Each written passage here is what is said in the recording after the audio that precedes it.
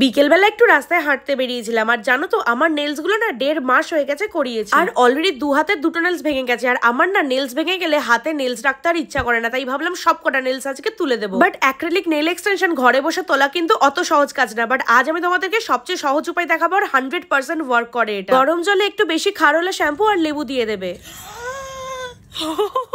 না না, এত বেশি গরম জল করো না, না হলে আমার মতনই হাত পুড়ে যাবে। 5 মিনিট অন্তর অন্তর গরম জলটা ঠান্ডা হয়ে গেলে আবার চেঞ্জ করে নেবো। আর যে লেবুটা ছিল সেই লেবুটা দিয়ে নেলস গুলোকে এইভাবে একটু ঘষে নেবো। ওই জলে আমি 10 মিনিট হাতটাকে রেখে দিয়েছিলাম। নেলসটা কেটে ঠিক এইভাবেই একটা সাইড থেকে প্রেসার ক্রিয়েট করে কিন্তু নেলস গুলোকে তুলে নেবে। ওই জলে হাতটা ডুবিয়ে রাখার জন্য কিন্তু নেলস গুলো অনেকটা নরম হয়ে গেছে। বাট মনে রেখো, সব নেলস কিন্তু অত ইজিলি বেরোবে না। কিছু কিছু নেলস বের করতে গিয়ে চোখ থেকেও জল বেরিয়ে আসতে পারে। আর করাবো না।